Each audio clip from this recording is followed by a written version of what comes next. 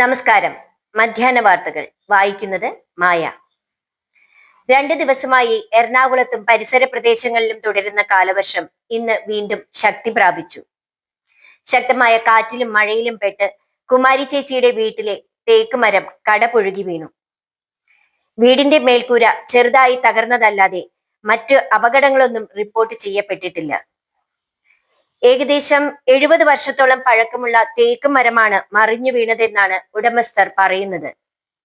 Forest ഉദ്യോഗസ്ഥരുടെ റിപ്പോർട്ടിനായി കാത്തിരിക്കുകയാണ് കുടുംബം. സ്ഥലനാമം പോലെ തന്നെ എറണാകുളത്തെയും മറ്റു ജില്ലകളിലെയും റോഡുകൾ കുളങ്ങളായി രൂപം പ്രാപിച്ചിട്ടുണ്ട്. കാനകളിൽ വെള്ളം നിറഞ്ഞ് പുറത്തേക്ക് ഒഴുകിക്കൊണ്ടിരിക്കുന്നു.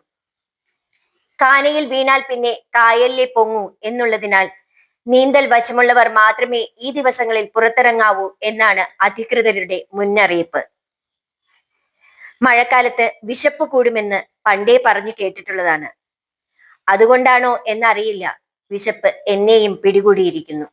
എല്ലാവർക്കും ശുഭമയക്ക മധ്യാഹ്നം ആശംസിച്ചുകൊണ്ട് വാർത്തകൾ ചുരുക്കുന്നു.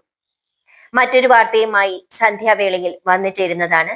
നന്ദി, നമസ്കാരം.